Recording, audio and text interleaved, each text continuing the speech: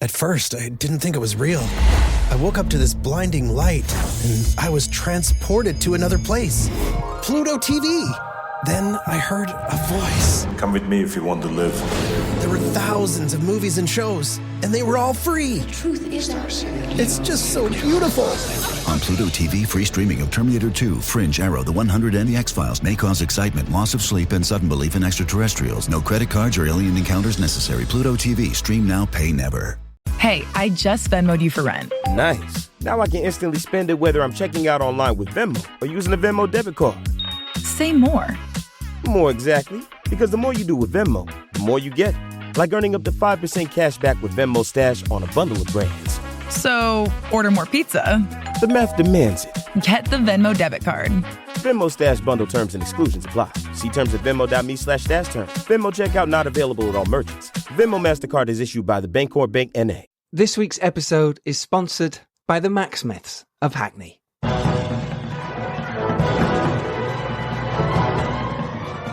Hello and welcome to episode 162 of the Filmmakers podcast. This is a podcast where we talk filmmaking, from indie films to studio films and everything in between.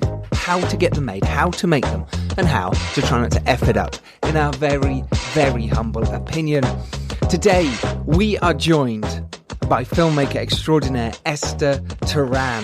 She not only runs a full-service film production company, MovieBar, with Victoria Trepa, which is based in Budapest in Europe, but she's also a director in her own right, making the films BP Underground, and she's a producer of Neil Marshall's latest feature film, The Reckoning. We talk all about that and how you can co-pro with different countries and take advantage of the tax breaks. And we talk about her rise to being a Hollywood producing entrepreneur. Thank you so much for listening and joining us today. Honestly, we ridiculously appreciate it. I am Giles Alderson. I'm a director, producer, and I'm a screenwriter. And my movie, The Dare, is out now in the USA and Canada. So if you have watched it, thank you so much. If you haven't yet, please do. If you're in those countries, please go watch it. And why not give it a lovely review on Amazon? It would mean the world to me. I promise you, it really, really would. We are doing very well at the moment. There's lots of interviews around the place, especially with Richard Brake, one of our leading stars of the movie. So do check them out. Go onto our Twitter, at The Dare Movie, and you'll see all the links and you can listen into that and how that movie got made. Though obviously I bang on about it enough on here. I'm also the producer of A Serial Killer's Guide to Life, which is out now, but, and this is really, really cool news, we are going to be on Sky Premiere from this Thursday, May the 7th. Now, you can say, oh, cool, you got on Sky Premiere, but no. For a little micro-budget indie film like A Serial Killer's Guide to Life to get on a platform like Sky Premiere, and not only that, but to be featured in the Radio Times as pick of the week ahead of Once Upon a Time in Hollywood is absolutely breathtaking. It means the world to us. Stan Cousins-Rowe has done an amazing job, and everyone on that film who worked in it should be proud as punch. So there you go. Check out A Serial Killer's Guide to Life and The Dare. Why not? Last week's episode was with Hollywood producer Todd Garner. If you haven't checked that out, you're foolish. It's so fascinating how he talks about the Hollywood system, how you can get your projects made, and why now is the perfect time for you to go out there and come up with something original, because people will listen right now. So yeah, check out that one with Todd Garner, and also the weeks before about how to distribute your indie film. They're all in the show notes, they're all there, all the links. Go do them, go listen to them. There's 162 now. Yeah, why not? So we got some shout outs this week to some amazing people, all the lovely people who do retweet and comment. I can't shout out you all, but some of you get an extra special shout out this week. Lindsay Bennett Thompson, shout out to you. Colin Gowdy, not only is he the editor of Star Wars Rogue One, but he's also a really cool guy as well. The Shakespeare Sisters, they have their release of their movie, Soundtrack to 16, is available now. They have been on the podcast. They have talked to us and you about how you can go out there and make a movie for nothing on their own. That is episode 118. Just with their pals, they made that. It's so cool. It's a really cool little indie film. It's a feel-good coming of age film following two anxious teens growing up in London. It's nostalgic, it's honest, and above all, relatable. Dom Lemoir, my fellow host on the Make Your Film event, an occasional podcast guest as well, is also involved in producing that movie. So do check that out if you can. It is called A Soundtrack to 16, and it's made by the Shakespeare Sisters. Also, shout outs to Matt and Tori Butler Hart. I mentioned them last week, but I want to give a proper shout out. They're actually doing it now. They're filming their movie in lockdown, just the two of them. How cool is that? They're making a feature right now. Infinitum, it is called. So do follow that on Twitter. Do follow them. Just go to. It was Fizz and Ginger, but they had to take that down, which is highly annoying. So I think it's Matt and Tori Butler Hart on Twitter now. Follow them. Victor Rios, shout out to you. Thank you, brother. Kelly Jubilee and Christopher Taylor. Shout outs to all you guys. Thank you so much for your support last couple of weeks. So let's get to it, shall we? This is our latest episode with Esther Turan, female filmmaking producer, entrepreneur extraordinaire, and MovieBar co-owner. Sit back, relax, and enjoy. Okay, thank you. At least I have something else to do in quarantine, besides homeschooling and home teaching and and all that. Because at the moment it's a little bit frightening, isn't it? How are you feeling? Obviously, are you in Hungary now? I am in Los Angeles. You're in Los Angeles. Yes, I split my time in between LA and Hungary, but let's say I spend 2/3 of my time in Los Angeles. I have been to Hungary. I've been to Budapest a few times. I've shot a few bits and pieces over there, and it's been really interesting when I've been, and how they have everything over there and set everything up. It's a really, really cool system they've got. I really like filming there. I filmed a lot in Bulgaria as well, but yeah, I have been to Budapest. Would you recommend to someone Hungary in terms of shooting over Bulgaria, or is it equal? I mean, is it similar experiences or? Very similar experiences. I think, I've just shot in Bulgaria over the past sort of 2.5 years on my movie, The Dare. So we shot that over there and I loved it. I had such a great experience because that was my movie. And I think when I was in them before, when I was acting in them, it was a different experience. But yeah, I just enjoyed the ethos of filmmaking in foreign countries. I enjoyed how the crews were, how they all got on with it and worked really hard. And I really liked that. I respected both the countries, actually, Bulgaria and Hungary, for what they deliver.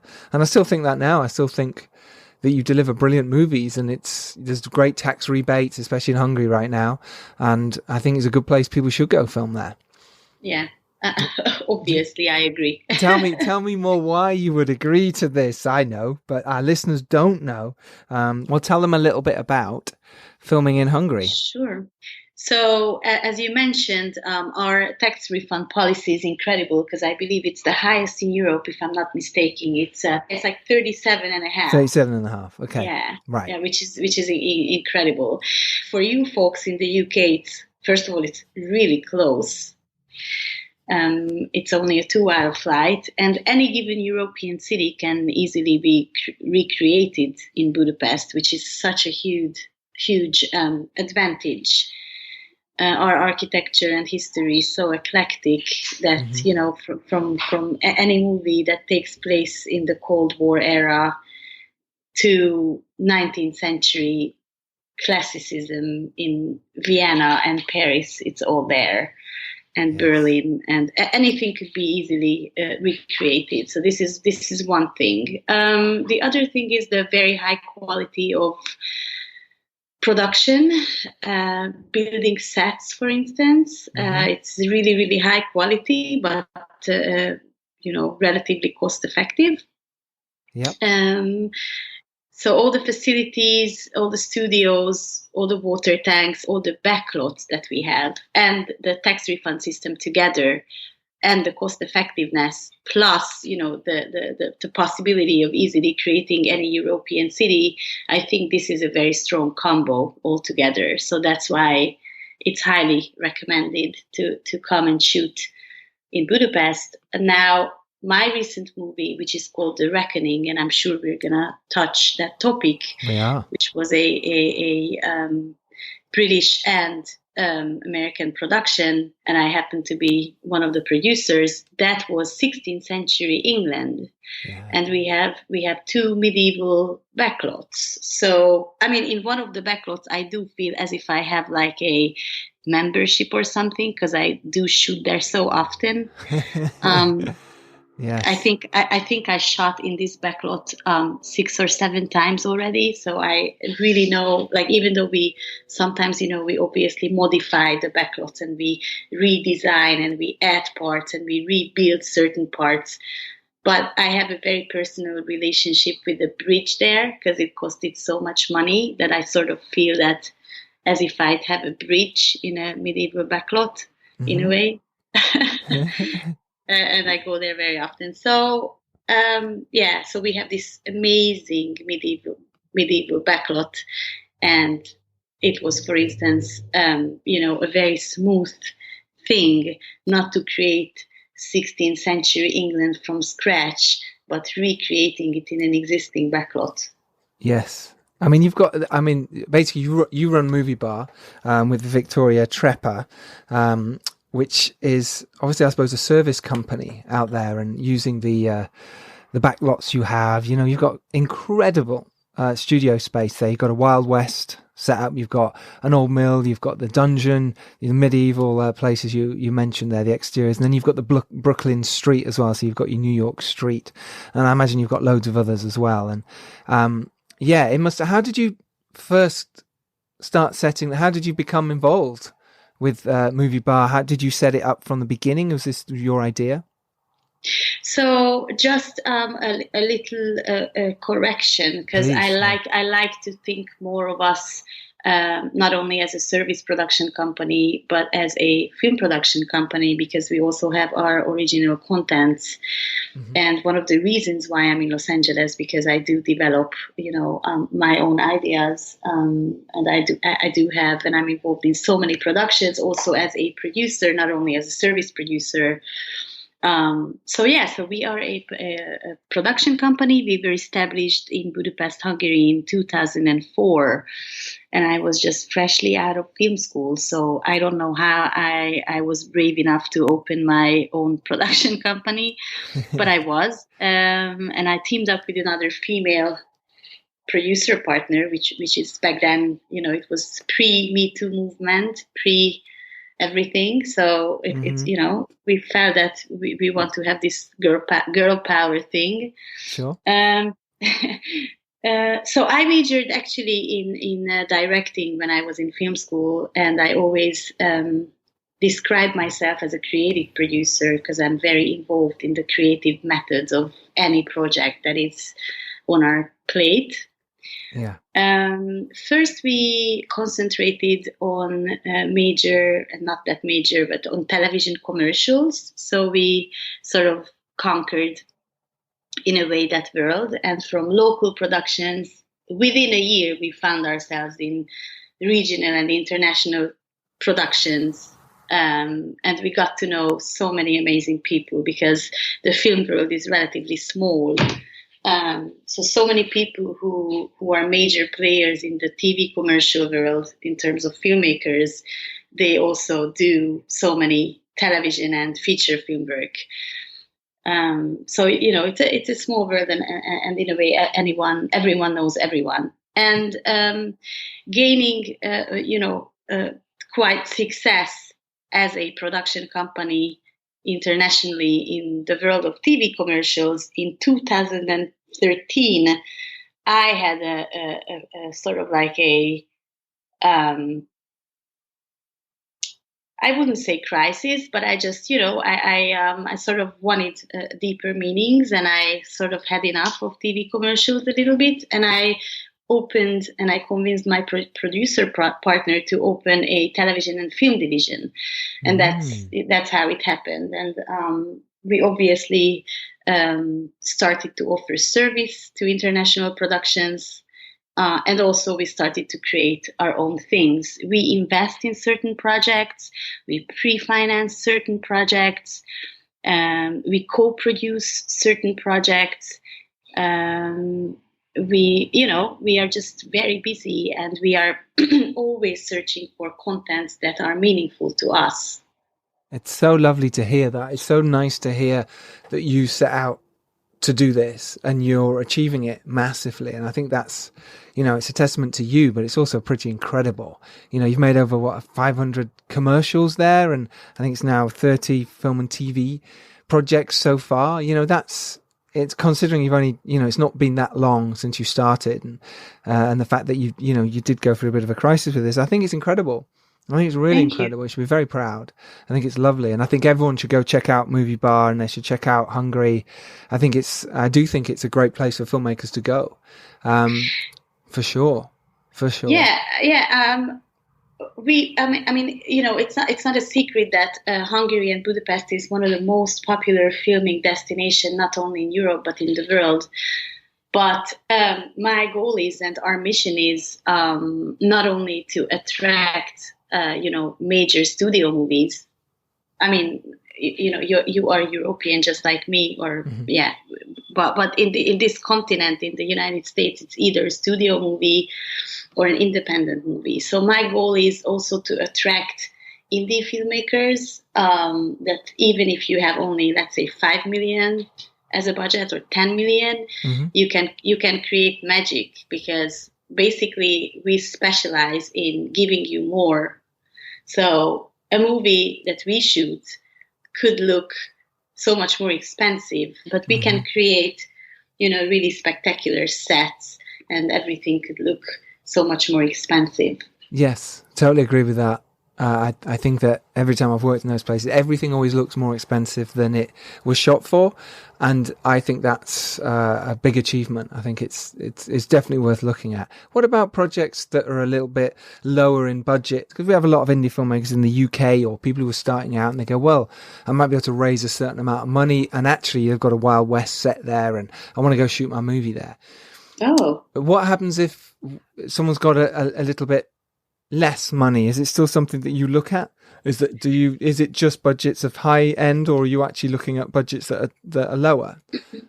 So basically, we are filmmakers, and there are so many incredible filmmakers or stories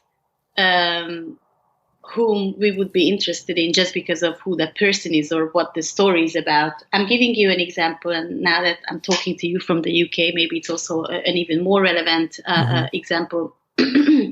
One of our first projects that was UK involvement in it, it was the indie director Peter Strickland. I'm sure you know his name. So he approached us with a horror anthology called The Field Guide to Evil. Yeah. It's 8 directors from all over the world with 8 incredible stories that are all horror stories, but based on folk tales. And I'm not a huge horror fan. However, it's very ironic because I think for a reason, horror movies are, finding me nowadays very often. But anyways, but with this Peter Strickland project, I just did feel that there is, something really meaningful. And it's not just another horror movie. It's a horror movie that combines folk stories from all over the world, and we can show the similarities in the subconsciousness of so many nations. And I just thought that it's incredible. So it was, pretty low budget, but we managed to produce it, and we invested in that sequence of the anthology. And it's an incredible piece. And we opened in the prestigious South by Southwest Festival 2 years ago. So, also for me as a newcomer in the States, because I moved to LA and I opened MovieBar's office 2 years ago, it was such a great coincidence that here I am in Hollywood, and the first thing that I'm doing is going to South by Southwest with one of my movies, which opens there. Cool. So cool. It was as if it was orchestrated, but it was not. Because you started out as a casting director, right? I mean, you certainly did some casting before you moved into producing. Was that something you thought about doing for a while? Was that your way in? It's so interesting that you ask this question because it doesn't come up that often nowadays. So No. I was into acting, just like you mentioned earlier. When I was in high school, I trained hard. I lied about my age to a famous acting studio in Did you? Budapest. Love it. And actually, my aunt is, why would you know? But my aunt is one of the most known actresses of my country. She was in every Hungarian movie in the 60s and 70s. She's quite an iconic figure. So, and my dad is a playwright. So first of all, I kind of grew into that bohemian world. And it's so funny because our family parties, when I was a child, it was all about theater and film and people from the industry. But then I just realized that acting is not for me, because especially in Hungary, I did feel that actresses are not treated in a fair way. It's too much dependency, and even back then I was kind of willing to want control without knowing it. But anyway, so I left acting, and then I found interest in directing, and that's why I went to film school.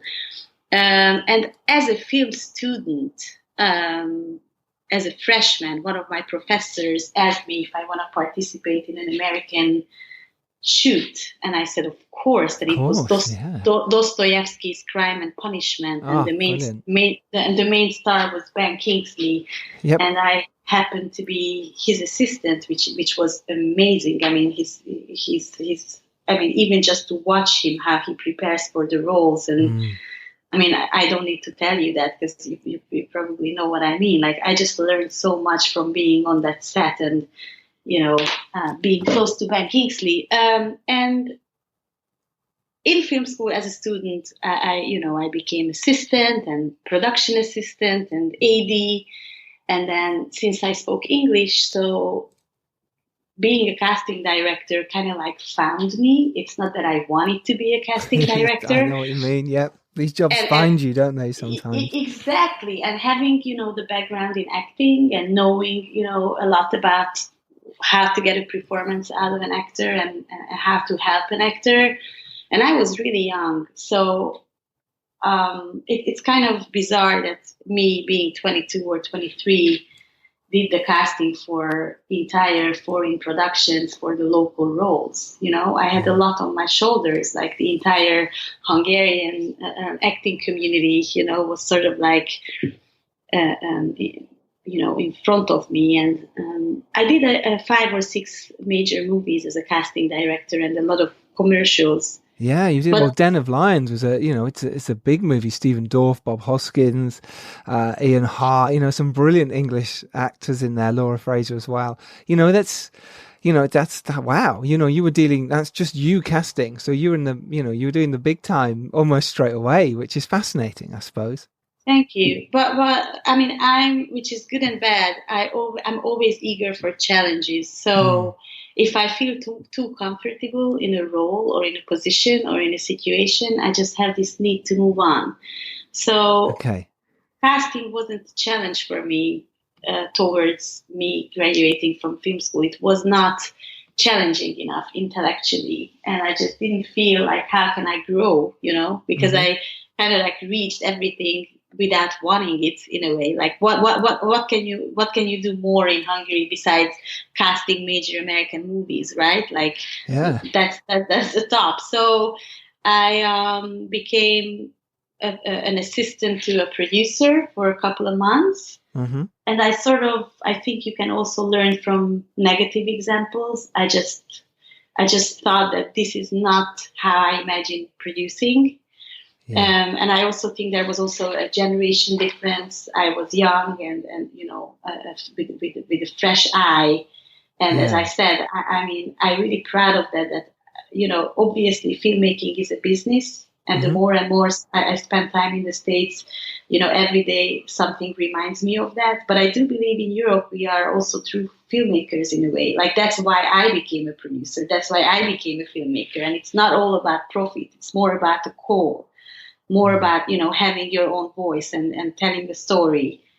And I think with this in my head, that was my philosophy when I established MovieBar. That I want to do something different. I want to have a fresh eye, and I'm not only all for profit, but as I said, for meaningful things. And even in the TV commercial world, I always went for creativity, and we won so many awards, and we experienced, and we had the budgets, because in TV commercials you do have great budgets, or at least back then we did have great budgets, and we could it was like a filming playground for us, Yeah, that sounds so, it's even fascinating listening to you talk about it and how excited you sound. What did you learn from that producer when you were assisting that you didn't want to take forward? I think it's really interesting because a lot of our producers who are listening to this podcast, they can sometimes get lost in someone else's world, someone else's producing world.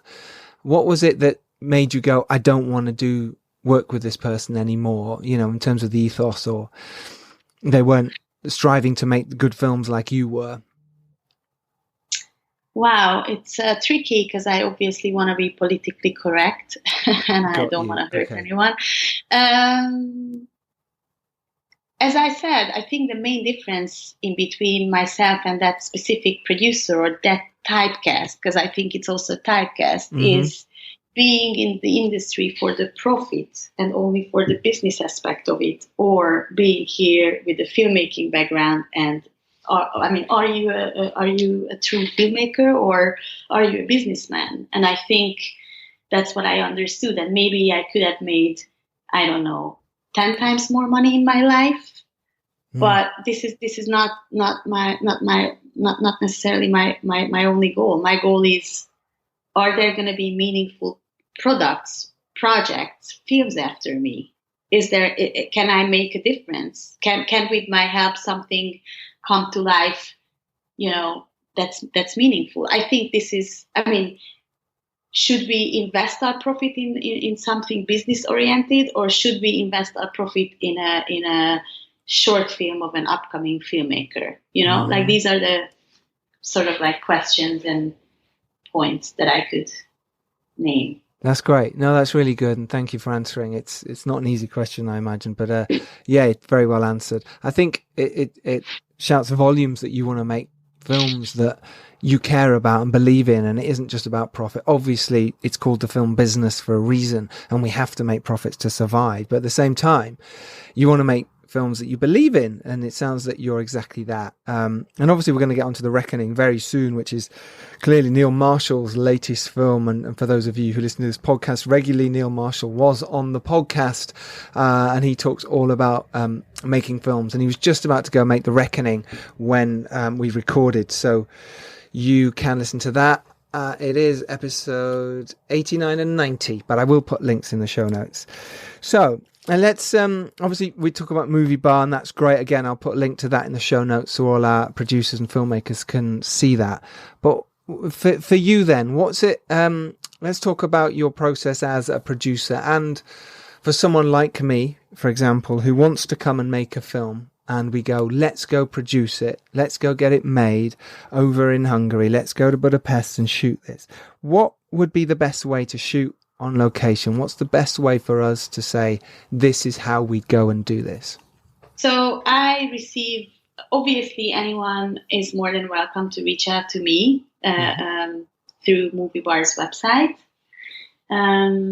So people do approach to us, especially now that I'm located in the US. I'm trying to create sort of like a bridge in between American filmmakers and especially American indie filmmakers and us and other people in Europe, because even though we are located in Hungary, it's very important that we have sort of like sister companies in so many other countries, and we co-produce so many things. I mean, I've been involved in the biggest Austrian and German TV series 2 years ago. It's called Maximilian. Yeah. It's a 3-episode periodical drama about the first Habsburg Emperor, which was, really a huge budget compared to Europe. So we did that. We also work so frequently with Scandinavia, especially with Sweden. I'm a huge fan of Swedish cinema, by the way, and Swedish television, and I'm so fortunate that for a reason from an early stage, I just really clicked with Swedish filmmakers, and we've done, and we collaborate and, co-produced and just did so many things with Sweden. One of my projects was with the creators of the Breach TV series. Wow. Yeah, of course. Yeah. So I co-produced their latest feature film called The Swoon in English, which premiered in 2019 in Stockholm. So sorry about all the other details, but yeah. So these people sort of find me, and I find them in a way. And obviously, I have a huge network. So if a project or a producer reaches me, then first, obviously, I do research and I read whatever material he or she has. Mm-hmm. And if I find any interest, or if I think it's manageable, or my colleagues think it's manageable in Hungary, and with our help or with our sister companies' help, then, we start a dialogue. I believe that, filmmaking is a long conversation, right? It's a long dialogue. Like you need to have, what do you need? You need to have time, mm-hmm. and you need to have patience, and and then things can happen. It's not a fast process, right? Filmmaking is not a fast process. So we start a dialogue, and I believe in chemistry, and also in collaborations. I mean, do you find the common voice or you don't? And if the chemistry is there and the story is there, then you start to brainstorm, and who can be involved, and what can we offer. And for instance, we have a huge in-house archive. I don't know if it was clear, but even though I'm located in Los Angeles, my producing partner Vicky and our entire crew is located in Budapest, Hungary, and we have a great office, mm-hmm. and we have a great location archive and our crew. So, first we start to sort of like give examples from our archive, which resonates with the script or briefs that we receive. If we think that it's manageable to shoot that specific project in Hungary, and then obviously we can help in a way in financing, whether we channel in some private investors, or we can help with loans, we can help with funds, and we can help with so many things. And if it becomes more serious, then we have some certain agreements, and then we just start the pre-production, and then we are ready to shoot. I think that's the process. In terms of, would you expect from the off the production company, say mine, to come in with money? So someone from England, they've got a project. Would you already expect them to have some investors in place? Is that how it normally works? We've never dealt with a project that doesn't have any money. Okay. Usually we come in as a co-producing partner when it comes to financing, or we don't have to finance at all any parts. It depends. Because even though the help of the 37% of the tax refund is huge, we always offer the pre-financing of the 37%, which could really help with the cash flow. Yep. That means that you don't have to have the 100% of your budget. So that could that already could be a huge help.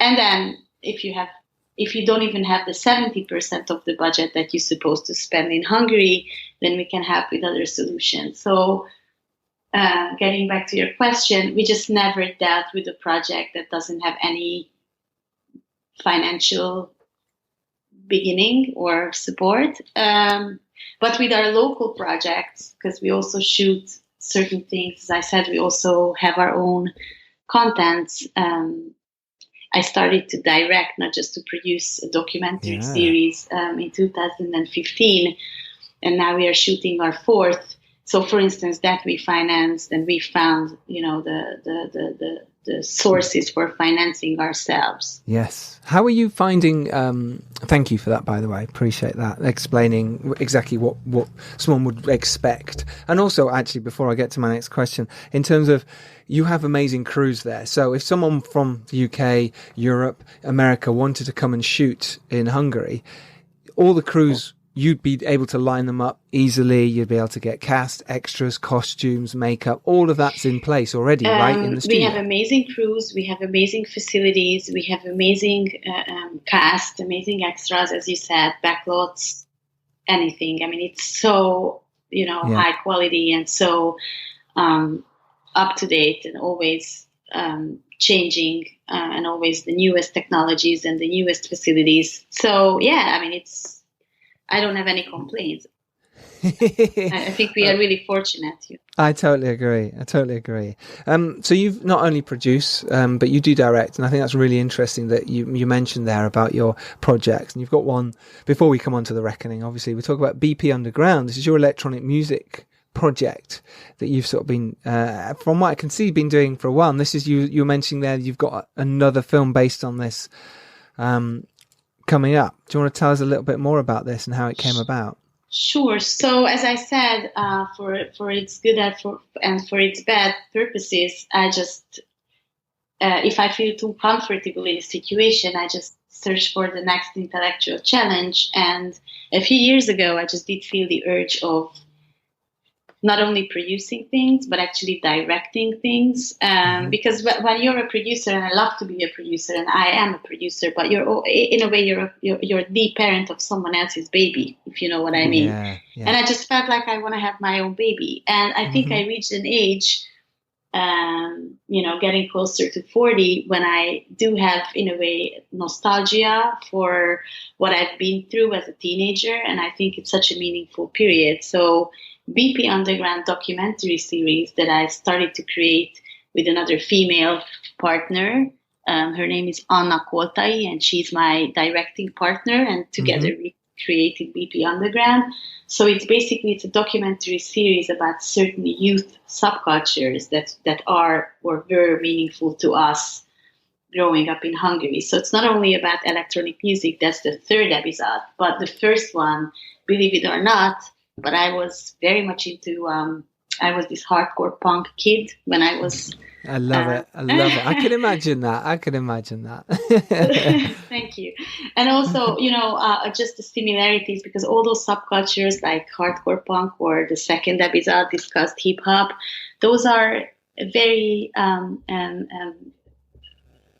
either UK or American, their origin is either from the UK or from the States.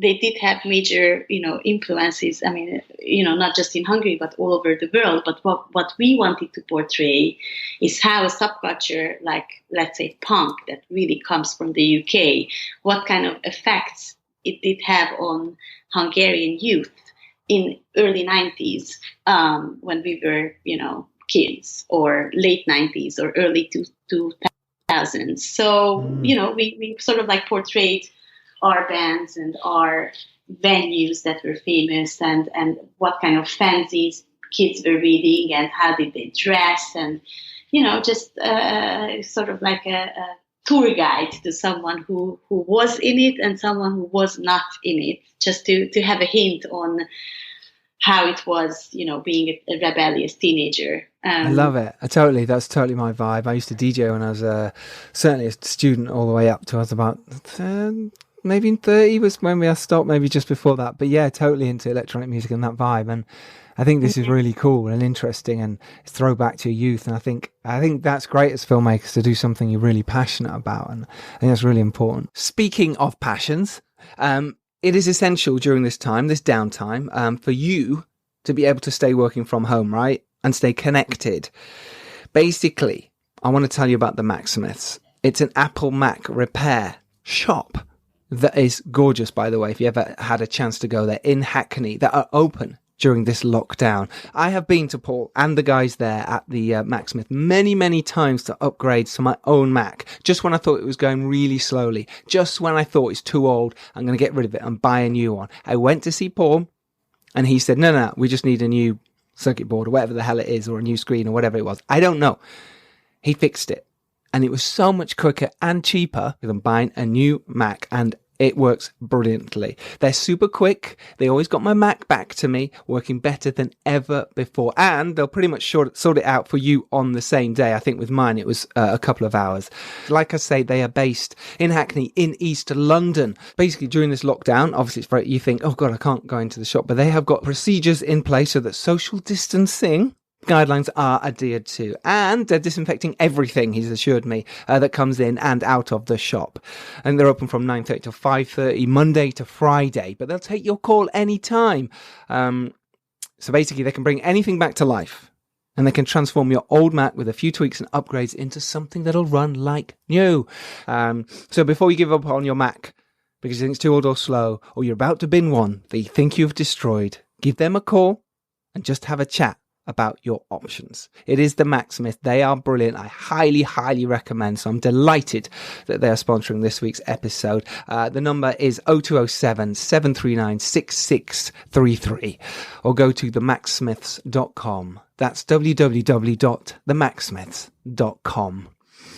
Esther, sorry about that. Right, let's jump straight back in. How did you manage to raise funds? Was it your idea in the first place? I imagine so, being producer and director. How did you manage to go, right, I want to do this. How do I raise funds and how do I shoot it? So the first was completely self-funded with the help of Vicky Trapper, my producing partner. So we just invested as an experience. We sort of like, told the crew that, we beg you, we gave you so much money now, and so much work. Please, work for us for less or half price, or don't take any money for the cause and things like that. And, absolutely, please don't. Yeah. So we begged, and it worked, and they helped because we don't really ask that many favors. So the first was totally self-funded, and the second one, because with the first one we didn't really know what to expect, and as I said, it's quite a unique thing because about the legendary 80s, quite a few documentation already happened. But about the 90s, no one really talked about the 90s in Hungary until now because it's too close, but already not that close, if you know what I mean. I do, yes. And for us, these were the meaningful times. Plus, as I said, it's 2000. So we didn't know what kind of expectations are going to happen.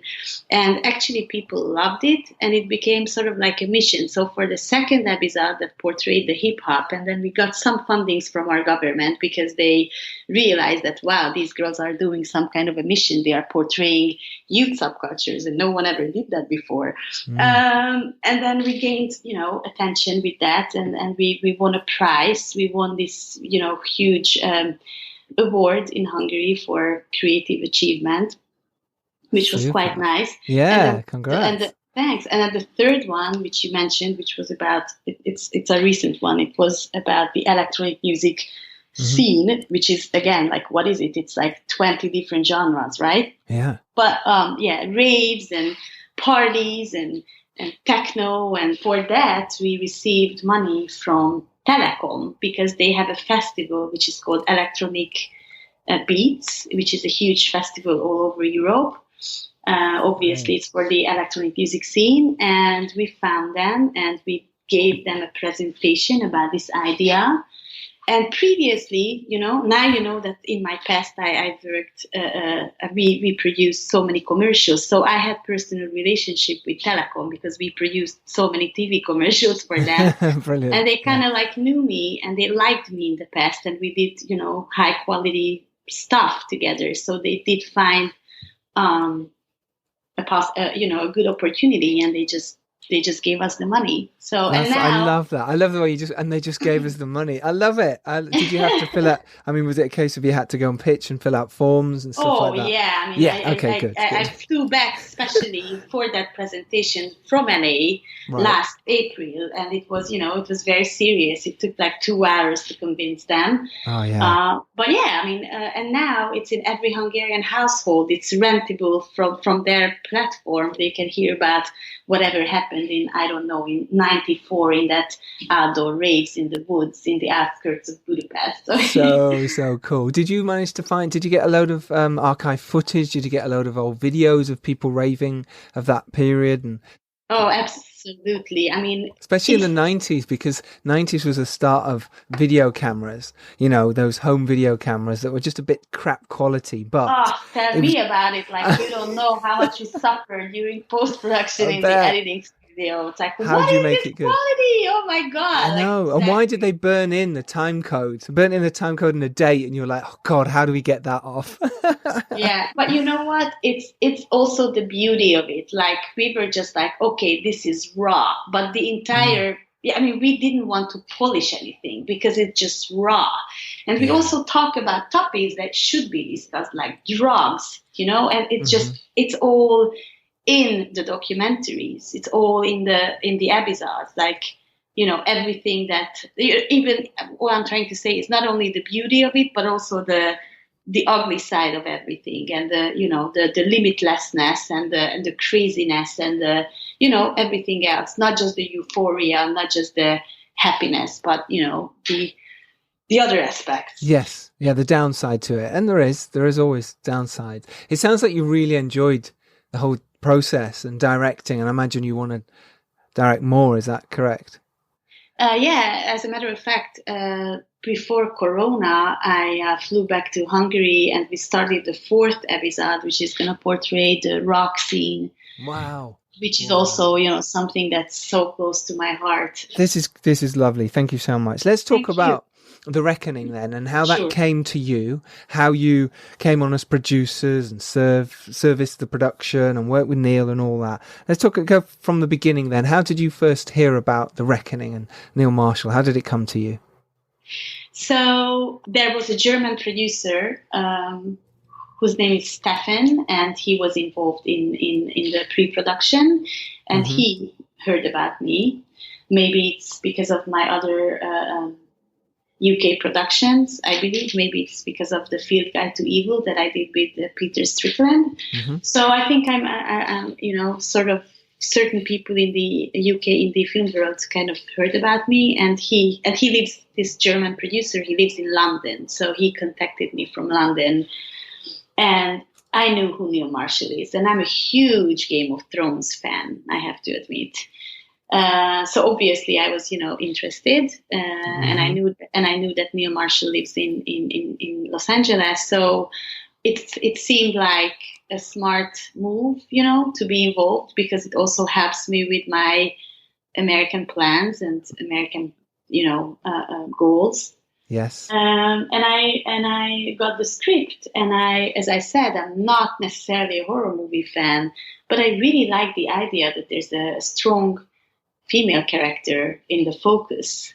Yeah. And I mean, as I said earlier, I'm really searching for meaningful things and messages, and I'm especially even before the Me Too movement, I was always interested in telling female stories and putting women in focus, which is something that I also like specifically in The Reckoning. So we started conversations with the producers. Stefan introduced me to the other producers, and luckily they found me at the end of spring last year, and I always spend the summers in Hungary. So I was a month away from going back to Budapest to spend my summer there, and we arranged a meeting a month from when we first started to talk, and then we could meet in person. And then, when I meet people in person in Budapest, then we are already prepared. So I already, showed them, as I said to you, locations, and we started to discuss details. And obviously it's always a budget issue, and we, seems like we built an attractive budget. And the rest is history. And then, Neil was there, and he got a room in our office, and I never saw him leaving that room. No, I'm just kidding. Oh, that's funny. Yeah, Neil's wonderful character. He's really interesting and thoughtful director, and just he's made some wonderful films. So, I imagine that they'd brought in quite a package of money. Were you also bringing in some funds as well? From obviously you got the tax rebate over there, the 37%. Were you also having to find funds there, or were you building sets there? Was that what you were bringing to the table as a, MovieBar production, if you like? We helped with the cash flow situation. We helped the production running, I would say. Yes. We managed. It was very important to us to finish that movie and to have that movie. So we put a lot of effort into, just having a smooth production and having, everything very professional and smooth. And I think we achieved it. I mean, I met Neil and Charlotte, the lead actress, in LA a couple of months ago, and they showed me already, some editing. And, obviously I still have a lot to do with that movie. As a matter of fact, I'm having a conversation tomorrow with the other producers who are on board. So it was, a fantastic experience, great shoot, amazing result.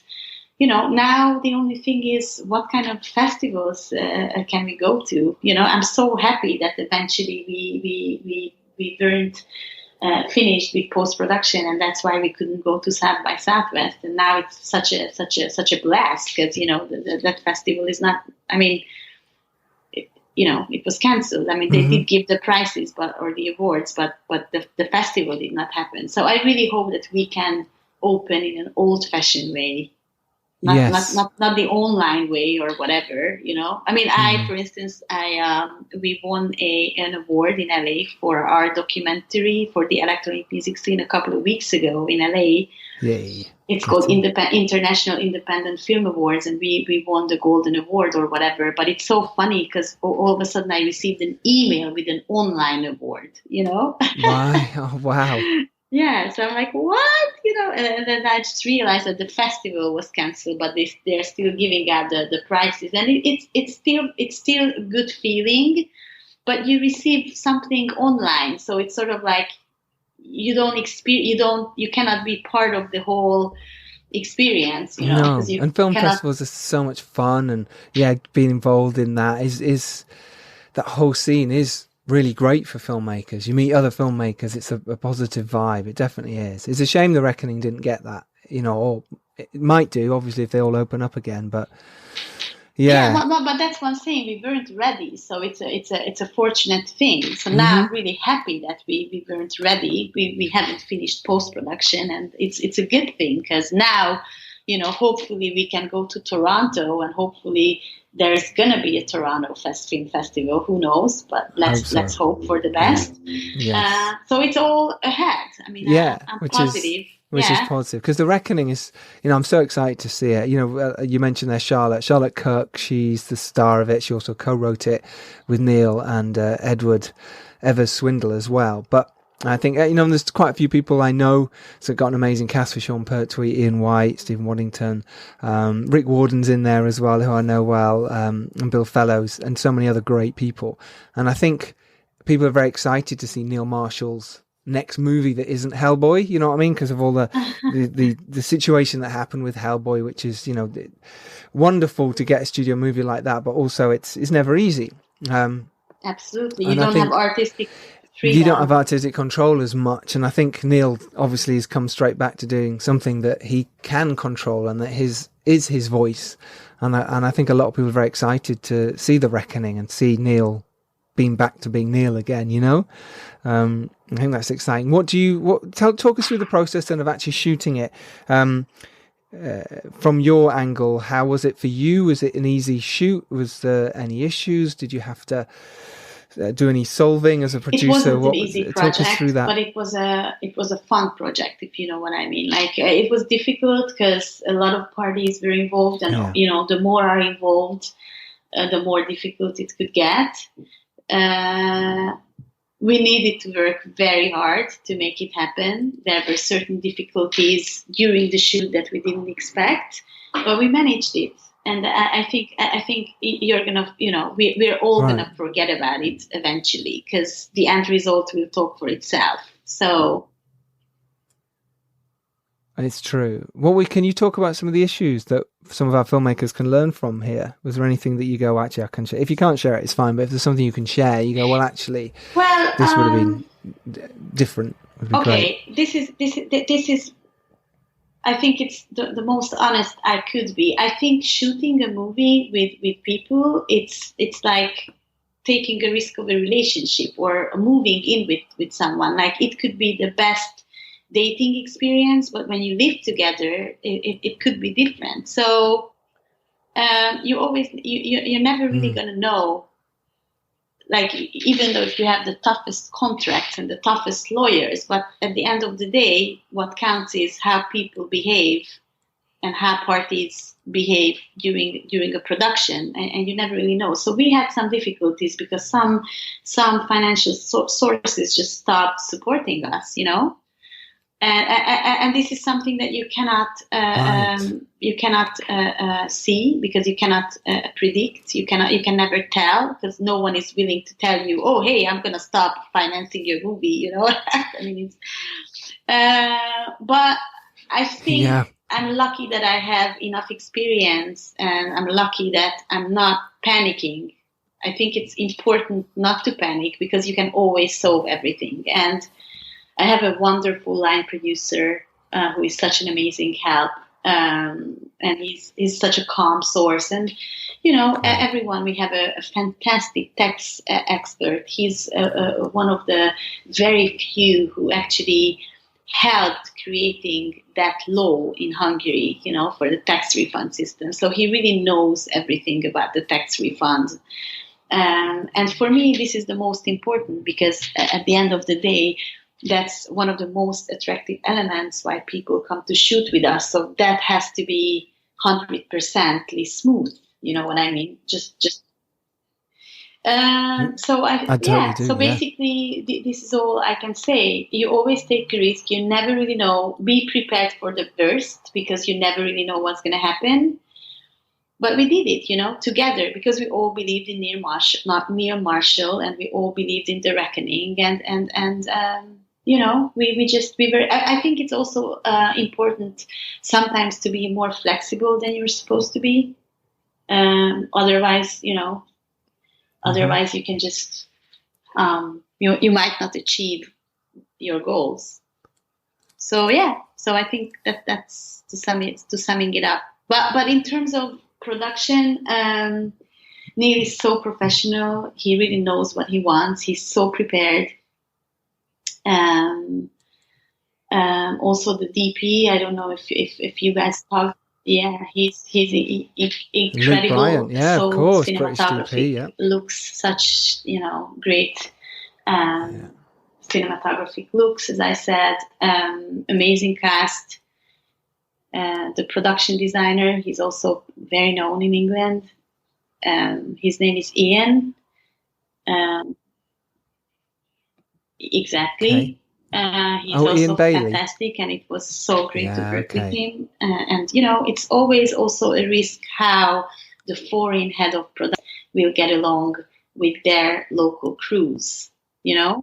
Yeah, how do you go about it? Because that can be tricky. Because when I've shot abroad and stuff, the language barrier can be sometimes a problem. You ask for a red coat or whatever, and you get a pink coat, and that can be my fault for not explaining correctly. But what's the best way for people to go about that? We're always very keen on providing, English-speaking crew members. So I think 90% of our crew members did speak English, and those who did not, they didn't have to be in direct contact with the foreign crew members. So I think it was just the smoothest. But it's also, as I said, it's also the chemistry. So again, like, you never really know. But I think we were just lucky, because everyone got along so well with everyone. I think the rap party proves it, because we all had a good time. That's what it's about. It is, because you forget all those little tiny problems, all those little issues that were bugging you, and suddenly at the right part and you go, oh, do you know what? It's fine. It's so hard making a movie, you know? You've got to let those go. You have to. So can you give us some advice for filmmakers wanting to go into producing? Any advice, especially for shooting, you know, somewhere like Hungary? What advice could you give a young English producer, a young American producer, a young producer? Okay, my advice would be that first of all, you have to believe in the project, and you know, time is short, so try to pick the project or the projects that you really have a soul for. You know, otherwise you don't waste your time. Like, do something that's really your call. I think this is very important, because also if it's very meaningful to you, then I think you can get extra energy to the project, and I think it's important. The other advice that I could give is just be creative. Try to find sometimes solutions for producing that are unorthodox solutions, even, or creative solutions, like the example that I gave you with my first documentary, that we had absolutely no money. So, you know, we found creative solutions. We sort of, you know, had individual deals with every single crew member, whether it's please work for free or now please do it for half price and we're going to pay you from our next projects. And you know, just so many, you can be creative. I mean, do favors for others and then ask those favors back as a producer or as a junior producer. Try to, I mean, you know, you can, for instance, work in a production company as a trainee or work for free for a while and then ask favors from the production company. They might help you. Just, you know, so many things. Network, and network. Because what we do, we network. And our network is our power. Who do you know? I really believe in personal connections. Totally. I really think that what matters is not necessarily, and it could be fortunate and unfortunate. It's not even necessarily the quality of the project that you have. It's also sometimes who you know and how well you know that person. So, you know, also when I was younger, I don't mind admitting it, I did go out a lot, and I did go, you know, to the Cannes parties and to this festival and that festival, and I traveled a lot, and you know, you just go out, you mingle, you socialize, you know, you get to know people, because those relationships could establish you as a producer. Yes. Yeah, and collaborate. Think about what you can bring on the table and offer it, and then ask, you know, from the other parties, you know, for favors and what can they bring to the table, and just find your camp, and just find your you know, allies, find the people whom you have chemistry with or you have a lot in common with, and do projects with them. My philosophy is that, as I said, if I don't feel comfortable in a situation or you know, in a project, then I just don't do it, because why would I, you know? Totally. That's wonderful. That's some amazing advice there. That might be the best advice in a row that anyone's ever given. Congratulations. That was incredible. Really? Yeah. It was like 6 or 7. I wrote them all down, maybe 8. Brilliant bits of advice for upcoming filmmakers. So good. Thank you. Thank you very much. And finally, if someone's got a budget which is under $1 million and they would still like to come and shoot at somewhere like Budapest at the studio there and with you guys, is that still possible? Is that something you would look at? As I said, I believe in risk-taking. So if the project or the filmmaker or something is convincing enough, then yes. For instance, who knows when talents from the States will travel again to Europe. But if it will happen, then I might produce another horror anthology for a friend of mine who is a director, writer, producer. And just because I'm so, I don't want to tell her name yet, but just because I'm so fascinated, you know, by her world, and she's sort of like my mentor in Hollywood in a way. So even though the budget is super, super low budget, which is something that we are, you know, less doing nowadays. But I was willing to help her out because I believe in her, and I really think that those favors can also return, because what if her next project will be just like her previous project was, which was huge, you know? So yeah, absolutely. If I do find interest, or if my colleagues find interest in low budget project for a reason, then yeah, absolutely. We might be able to help, and we might want to help, especially if you touch a topic that's close to my heart, you know. Who Amazing. knows? Esther, thank you so much. Really appreciate your time. Thank you for talking to us so honestly and openly. I imagine you've inspired lots of filmmakers, so thank you. Oh, thank you for the brilliant, smart, clever question. You know, it wasn't another interview, but it was a bit different. So that's what we do here, the Filmmakers podcast. Well, because we're filmmakers, you know, we try and ask the right kind of questions, and you know, I think it's important. So thank you, man. And you know what Bar Ramba is in London. So yeah, you know. There you go. I must be cool. Must be all right. Amazing. Thank you so much. And where can people follow if they want to find you online? Sure. So we have a website which is called movie-bar.net. We have a Facebook page which is, under the name of MovieBar. We are on Instagram. I am on Instagram. I am on Facebook. You know. Yeah. Is that just Esther your name, Turan. Esther Turan? Okay. Yeah. So I think people can follow me. I'm on Facebook. People can send me messages. People can reach me through MovieBar. It's the general email address, but my colleagues will forward it to me. Yeah. And I'm more than happy to chat. And as I said, I'm really willing to build a bridge. And more, we have a strategy how to being more known in the UK, and how to collaborate more with UK filmmakers as well. Peter Strickland, Neil Marshall, so wonderful experiences. So I really want to work more, with top UK filmmakers, or any UK filmmakers whom we found interesting. So Perfect. Yeah, I love it. Please reach out. Will do. And thanks, and everyone will as well. so much for the chat. My pleasure. Thanks so much. Have a lovely time if you can in quarantine, and I hope we're all allowed out soon. And I can't wait to see The Reckoning. Cannot wait. So congratulations. Thank you. Have a wonderful evening. Thank you. Take care. Bye. You too. Bye. So there we have it. That was a fantastic chat with Esther Turan. So if you want to know more, go to MovieBar. As you mentioned, they go to movie-bar.net. All that info is in the show notes. If you want to co-produce with a studio over in Hungary, then do get in touch. The Reckoning will be out soon. Neil Marshall, you can listen to his episode 89 and 90. I'll try and leave a link in the show notes. But if not, just type his name and the Filmmakers podcast into Google, and you will find it. Thank you very much for listening. We really appreciate it. This has been another wonderful episode of the Filmmakers podcast. I do say myself, but that is because we had an amazing guest, Esther Turan, and you will rightly agree. If you could be so kind as to tweet her and say how much you enjoyed this, that would be amazing. And do go like and share and subscribe, and tell your friends about this podcast, because that's what it's about.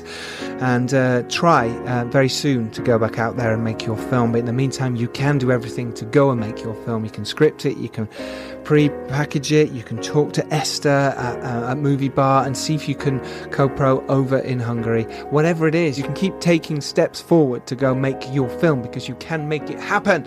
And if you are lucky enough to rise up and do well, it is your duty to send the elevator bing back down. I don't know what I was trying to do there. Back down. Until next Tuesday, where we will see you. As always, take care, look after yourselves. I've been Giles Alderson. Until next time, bye bye.